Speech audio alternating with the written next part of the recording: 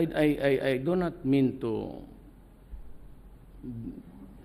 cancel or abrogate the military alliances. But tangan ko kayo, do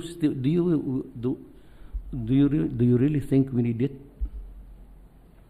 If there is a war, makaupakan, do you think we really need America?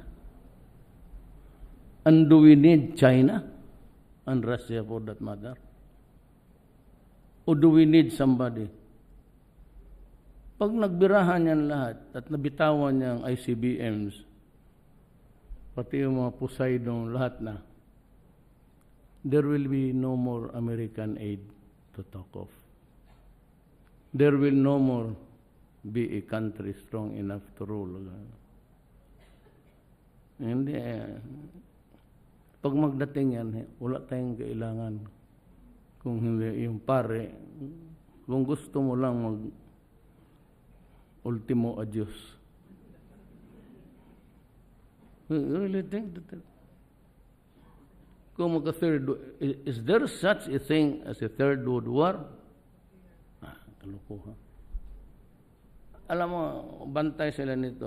Itong arrogance ng Amerika, si Xi Jinping, pati lalo na si Putin, huwag tayong magkamali dyan. Talagang hirit. Kita mo, pag ginusto niya, kunin talaga niya.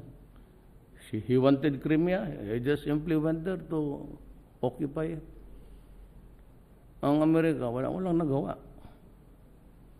So, let us go for alliances that would contribute to the health, to the education.